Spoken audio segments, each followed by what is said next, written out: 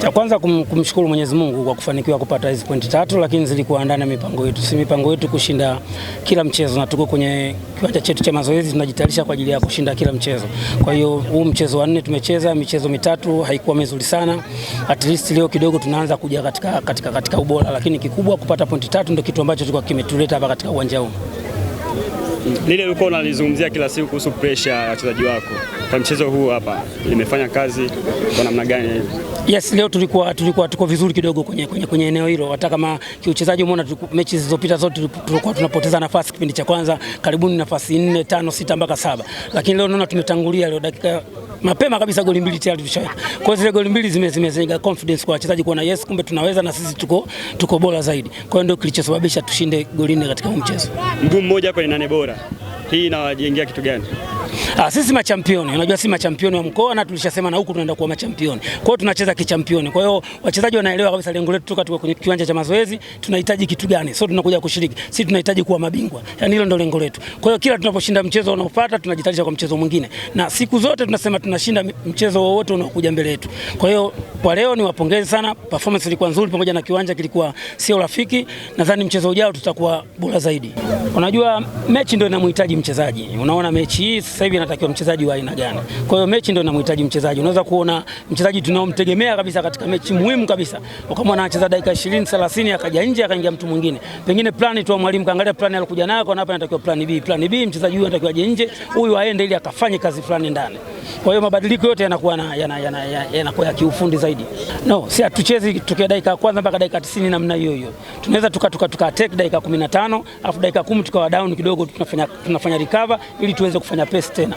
Kina tuweze tulivyoanza tufanye pace mpaka dakika 90 zimalizike, no.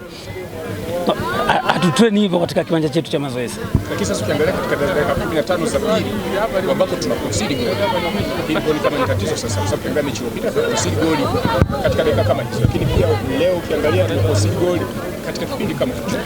Concede goli ni kukosa umakini tu. Kukosa umakini, inafika time mchezaji anaweza unajua mpira wote wa kuzuia ni hesabu. Unaweza kwa hesabu zake zikapotea, akapotea na yeye. Watu wakapata nafasi wakascore. Kwa mfano kama ile goli umeona tumeshindwa kucheza second ball. Goalkeeper alishafanya save, tumeshindwa kwenda kucheza second ball, wamewind wakascore. Kwa hiyo ni matokeo ya kawaida na ni mistake za kawaida katika mchezo. Tukirudi kwenye kiwanja cha mazoezi tunajaribu kufanya solving ili mechi zingine tusifanye tena makosa. Na mchezo ulikuwa mzuri. Tulijiandaa vizuri kukabiliana na opponent ambao tunakutana naye. Na tulianza mchezo, hatukuingia mchezoni, baada ya muda wamepata goli 2, tukarudi tena mchezoni baada ya kupata goli la kusawazisha. Kwa hiyo ulikuwa sio mchezo mgumu sana, japo mbinu ndo zimeamua mchezo. Maamuzi ya mchezaji mmoja kwenda kuamua matukio yakatugharimu. Maamuzi mengine ni sehemu ya mpira. Yameisha leo, tutakutana wakati mwingine tena. Labda ni kwa namna gani mbinu zako uliziapproach kuelekea mchezo huu ambao umewekea matokeo kwa hivi? Sisi nadhani ndio timu kabla ya mchezo huu ndio timu ambayo tulikuwa hatuja concede goli mpaka tunafika hapa. Kwa hiyo moja katika timu ambayo ilikuwa na defense nzuri, moja katika timu ambayo ilikuwa na attacking nzuri. Kwa hiyo baada ya matokeo haya imetupunguzia, inatushusha, lakini haijaisha. Nafasi bado iko wazi sana kwetu sisi. Kwa hiyo tunaenda kujiandaa kwa mchezo unaokuja kwa ajili ya kukusanya hiyo alama ambayo tutazihitaji ili tuweze kumaliza kwa nafasi ambayo iliyobaki ya pili. Inawezekana labda mwalimu, ushindi wa magoli 4 mara 2 labda uliwafanya wachezaji wakawa overconfidence kuelekea mchezo huu. Sisi tumetoka zaidi ya michezo kama 10 hatuja concede goal mpaka tunafika ule mchezo wa 3, raundi ya 3. Sio kwamba hadi tunatoka huko nyumbani.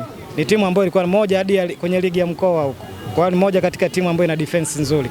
Haijalishi tumeshashinda goli zaidi ya nyingi. Wala sio concede kwamba jana mchezo uliopita kwa kuwa tulishinda goli 4 ndio chanzo kwamba eti hatuwezi kushinda tena. Ni swala tu la kawaida, ni nidhamu ya mchezo ambayo leo imetolewa na mwamuzi.